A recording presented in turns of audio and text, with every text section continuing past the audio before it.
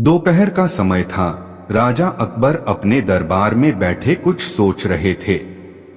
अचानक उन्हें बीरबल की कही हुई एक बात याद आई। उन्हें याद आया कि एक बार बीरबल ने उन्हें एक कहावत सुनाई थी जो कुछ इस तरह से थी, खाने के बाद लेटना और मारने के बाद भागना एक सयाने मनुष्य की निशानी होती है। राजा सोचने लगे, अभी दोपहर का समय है, यकीनन बीरबल खाने के बाद सोने की तैयारी में होगा। चलो आज उसकी बात को गलत साबित किया जाए।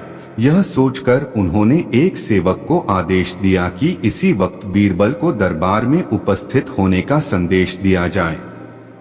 बीरबल अभी खाना खाकर बैठे ही थे कि सेवक राजा का आदेश लेकर बीरबल के पास पहुंचा।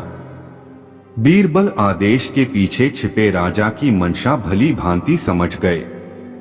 उन्होंने सेवक से कहा, तुम थोड़ी देर रुको, मैं कपड़े बदलकर तुम्हारे साथ ही चलता हूं। अंदर जाकर बीरबल ने अपने लिए एक तंग पजामा चुना। पजामा तंग था तो उसे पहनने के लिए उन्हें बिस्तर पर लेटना पड़ा। पजामे को पहनने का बहाना कर वे थोड़ी देर बिस्तर पर ही लेटे रहे और फिर सेवक के साथ दरबार की ओर चल दिए। दरबार में राजा बीरबल की ही राह देख रहे थे। उनके वहां पहुंचते ही राजा ने पूछा, क्यों बीरबल, आज खाने के बाद लेटे थे या नहीं? बीरबल ने जवाब दिया, जी महाराज, जरूर लेटा था। यह सुनकर राजा को बहुत गुस्सा आया। उन्होंने बीरबल से पूछा, इसका मतलब यह है कि तुमने मेरे आदेश का असम्मान किया। तुम उसी समय मेरे सामने क्यों उपस्थित नहीं हुए? इसके लिए मैं तुम्हें सजा देता हूं।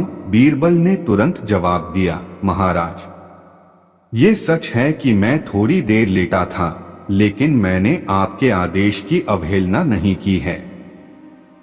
आपको मुझ पर यकीन न हो तो आप सेवक से इस बारे में पूछ सकते हैं।